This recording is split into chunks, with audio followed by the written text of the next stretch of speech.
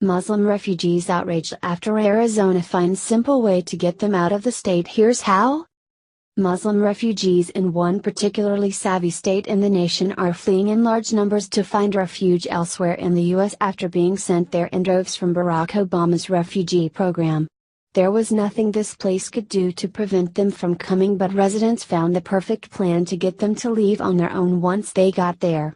Now, these Muslims can't get out of there fast enough after what they found out shortly after arrival. The flood of migrants that infiltrated the nation in Obama's last days in office, settled in some states more than others, where they have become a big burden on residents who didn't want them there to begin with.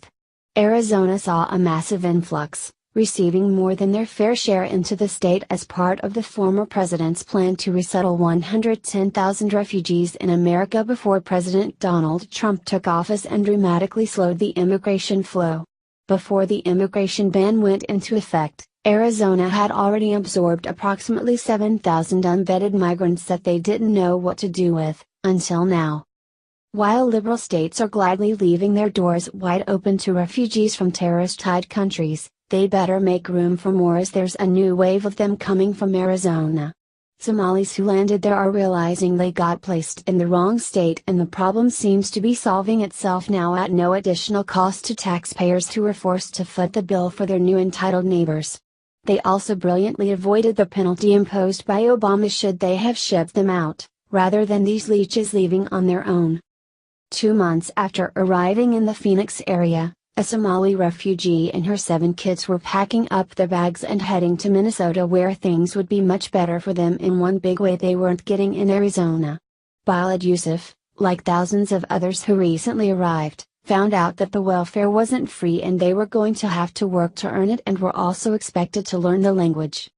"We didn't know how to get jobs here, and even if we did, we didn't know how we'd get to them," she complained in her native tongue, which had to be interpreted by a translator. Yusuf has actually been in the U.S. for longer than her time in Arizona, as she and her kids were first dropped off in Houston before being transferred to Phoenix. With all that time on her hands in the state, she didn't get a job or bother to learn English, which backfired on her and other refugees in the same boat who wound up in Arizona.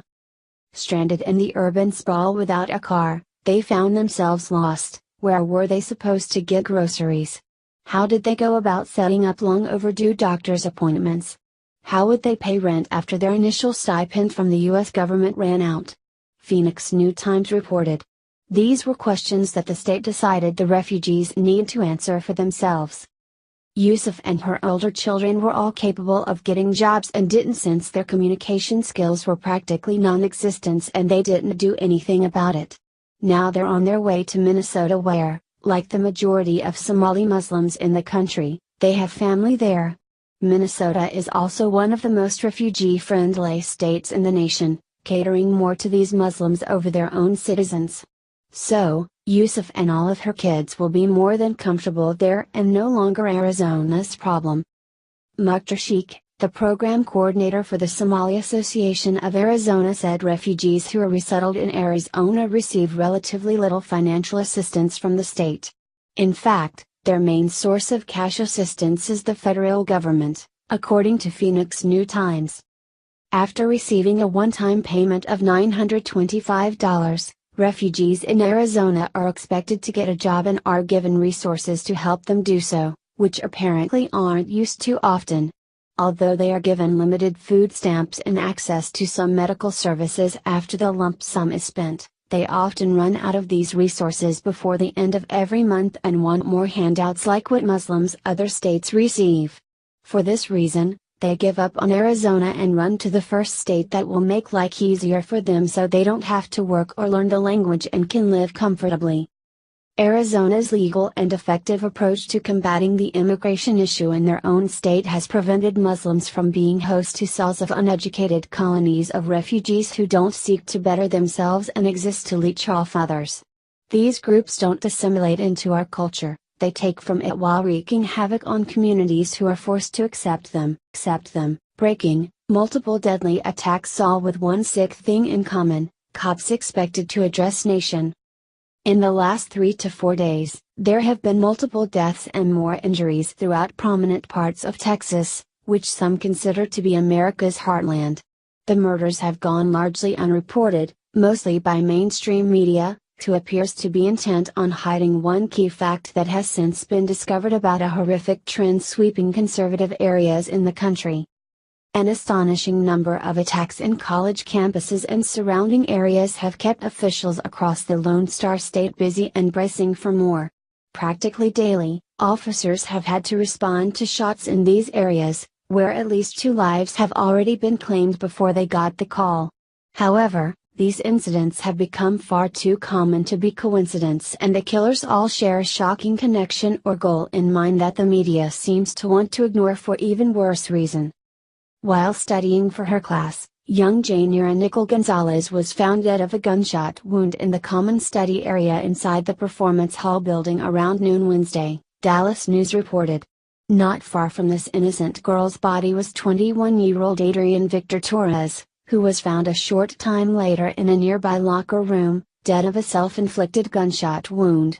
Investigators say that Torres was her obsessed admirer and killed Gonzalez before taking his own life, in what's been described as a murder-suicide mission.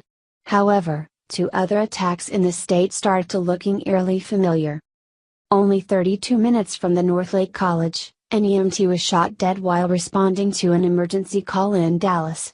Authorities said around 11:30 a.m. local time, emergency responders were treating a civilian who had been shot Monday morning when a man approached them and opened fire, CBS reported. The victim they were attending to had suffered fatal wounds and the EMT surprisingly survived the subsequent attack. The alleged shooter, according to sources, is Derek Lamont Brown, 36, according to CBS, who reported he was found a short time later dead of an apparent self-inflicted gunshot wound. Interestingly, and perhaps playing into the motive, was that Brown was on an FBI watch list for protest activities and anti-government involvement, according to KTVT-TV. Tinganang Mesa Twitter. On and around the same times as these attacks this week, starting Monday in Texas, was an incident where 4 students at the University of Texas in Austin were stabbed, one of which died from their wounds. The 21-year-old attacker, Kendrick White, denied remembering stabbing 4 people and killing one, sealing his insanity plea. White may have been targeting additional victims, but was stopped by a UT police officer as he entered Jester Center dormitory, according to the American Statesman. Outside of all these attacks, which took place in a span of 3 days, having Texas as the location in common, InfoWars suggested that there is a more unifying factor at play in these crimes which will spread like a cancer throughout the country if left unchecked. Political and racial tensions aren't just prevalent in America, it's become dramatic in South Africa as well, which the site believes could be a premonition of what's to come in the US, as suggested by this rash of recent crimes. While their country assertively speaks out against these atrocities, we here in America are waiting for authorities to show these victims a little dignity in publicly addressing their deaths and how they plan to prevent future fatalities. Civil defense expert Simon Roche told InfoWars that leftist South African leaders have in recent months threatened the slaughter of all whites, and the removal of all whites within 5 years, prompting Sealanders to prepare for a surprise civil war event which they now believe is imminent. Sealanders is the world's largest non-state civil defense organization located in South Africa, which represents and seeks to protect the country's minority Christian white population in the event of an ethnic civil war, according to the site. In other words, our South African government is at least tacitly complicit in these astronomical crime rates, he said. State-sponsored genocide, one arm's length removed, according to InfoWars. And he, Stanton, explained how he believed it was a low-intensity conflict to erode the periphery of the white population as a preparation for something bigger. Whether this is speculation or potential reality, what we know for sure is that in a 3-day period, all of these heinous crimes have been largely absent from the mainstream media. This is due in part to the ethnicity and potential motive of the attacker, which doesn't fit with the liberal narrative which insists on perpetuating that immigrants and activists mean no harm. Trump met with sick surprise from New Yorkers upon return home for first time as president. Before Donald Trump was the President of the United States of America, he was a civilian in Manhattan, New York, where he was well known.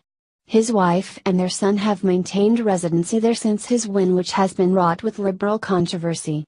President Trump himself hasn't returned to the Big Apple since taking office, until Thursday, when he made his initial appearance as POTUS and was met with a sick surprise from his former neighbors who had something particularly nasty to say.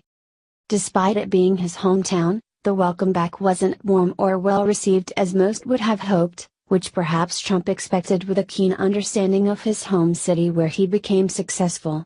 However, even the worst of what he thought he would hear and see was no match for the reality when he landed in the big city and exited his aircraft to an entourage who had a two-word chant which won't soon forget.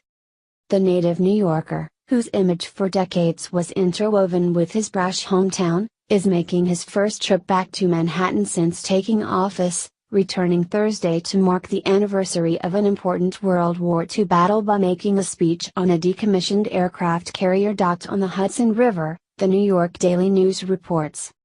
This seems innocent enough and clearly commendable unless you're misguided in a city run by Bill de Blasio, who aims to perpetuate hate toward our president and further the divide between the two political parties, for his own personal gain. It was thought that Trump would get a chilly response from citizens in the city, but not even he expected what would actually happen upon landing. With several protests planned for his visit, stationed at the USS Intrepid and his home at Trump Tower, where his wife and youngest son still reside, photographers were in place to capture the rejecting and demoralizing moment when it backfired on these outlets spectacularly. President Trump's arrival wasn't just an unwelcome one. It was met with a FCKU greeting from ignorant locals, who also shouted boos and additional profanity. Thousands of people are ready to protest Donald Trump, Stephen Choi, executive director of the New York Immigration Coalition, which is co-organizing one of the large-scale protests, told NY Daily News. On the president's first trip back to New York City, the world will see us rise up and oppose him again. But Trump opponents have been much more vocal than supporters. Activists are using Facebook and other social media to